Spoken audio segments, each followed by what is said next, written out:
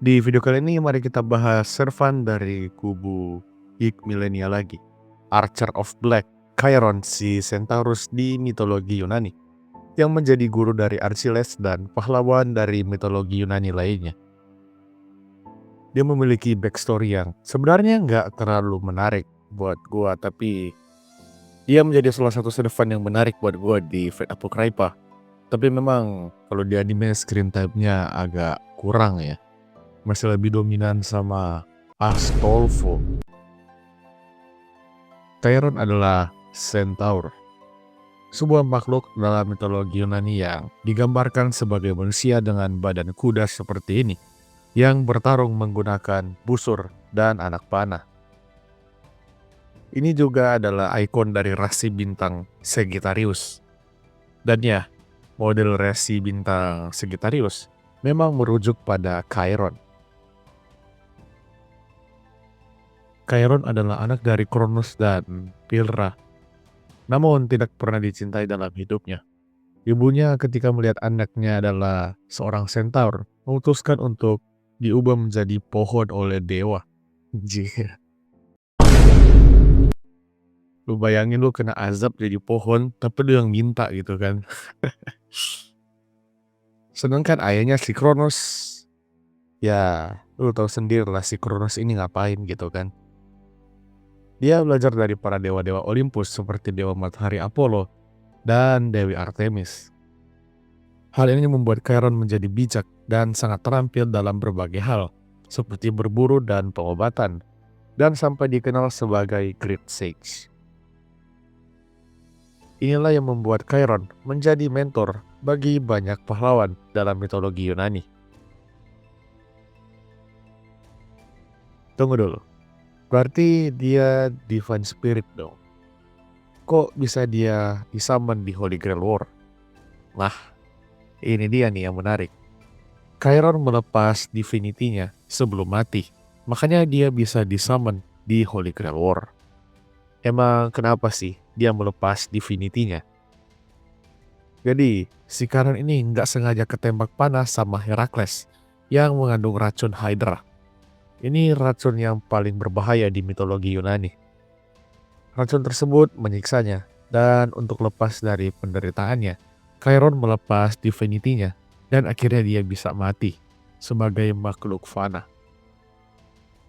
Hal ini membuat Zeus berduka dan bahkan menjadikannya model untuk rasi bintang Sagittarius. Di Fate Apocrypha, dia dipanggil sebagai Archer of Black oleh kubu Geek Millennia dengan Master Fiore Forfetch Geek Millennia. Dia berperan sebagai semacam penasehat lah di fraksi ini. Hubungannya dengan masternya juga aman-aman aja. Saat dipanggil, dia menggunakan wujud manusia untuk mencegah orang lain untuk tidak mengetahui nama aslinya. Ya, kalau udah ngomongin Centaur, pemanah, ya udah jelas lah identitasnya siapa ya. Soalnya dia ini terkenal banget. Ini kasusnya sama kayak Artoria yang menyembunyikan pedangnya. Karena pedang Excalibur itu ikonik banget gitu kan. Chiron memiliki impresi yang baik dari semua orang. Dia adalah orang yang bijak dan bisa diandalkan di banyak situasi. Dia adalah tipe karakter yang gak suka memimpin di depan. Dan dia ini karakter yang seperti karakter suportif gitulah. Gak terlalu menonjol, tapi perannya penting banget.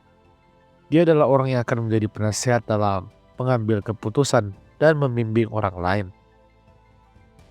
Di Fate Apocrypha, Chiron menjadi orang yang tidak terlalu menonjol, namun memiliki peran yang penting dalam jalannya perang, khususnya pada kubu Geek Millennia.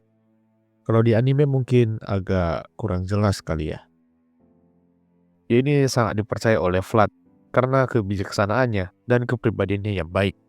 Dia menjadi pilar yang menopang fraksi ini dan bahkan menjadi kandidat pemenang di perang kali ini, jika aja perangnya berjalan dengan baik. Kekuatan sih ada, kepintaran apalagi. Ya, aspek paling penting kalau menurut gue di Holy Grail War itu adalah kepintaran. Soal kekuatan itu mah, yang penting bisa berantem dulu, sama masternya harus kompeten ya. Ya, kalau master kompeten gue kurang tahu ya. Di Fate Apocrypha, Chiron dipertemukan kembali dengan salah satu muridnya dulu, Achilles, yang menjadi lawannya. Keduanya bertarung di sebuah pertarungan dekat-dekat akhir lah, di atas pesawat, buset. Dan hasilnya Chiron kalah. Ya mau bagaimana lagi ya. Achilles itu kan pahlawan, dan ya mitologi Yunani itu menceritakan Achilles itu sebagai seorang pahlawan yang sangat kuat lah.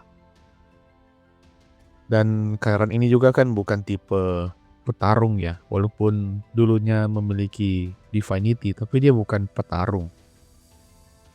Tapi ya, namanya juga Chiron itu orang yang pandai, dan bahkan dia tahu semua kelemahan dari muridnya.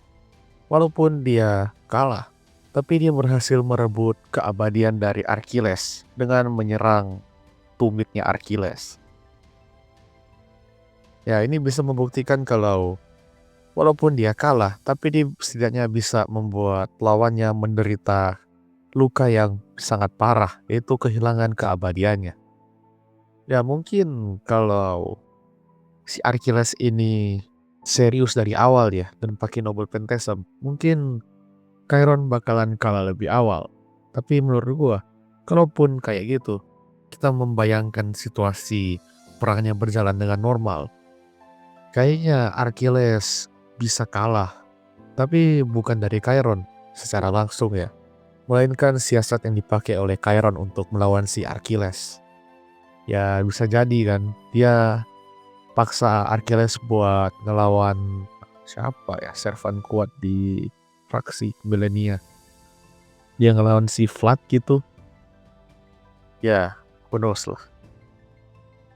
Ya untuk hubungan mereka berdua sih gua rasa aman-aman aja ya. Ya si Achilles tetap menghormati si Chiron. Tapi walaupun menghormati, namanya juga perang ya kan. Sama-sama punya keinginan pribadi dan sama-sama berada di pihak yang berbeda.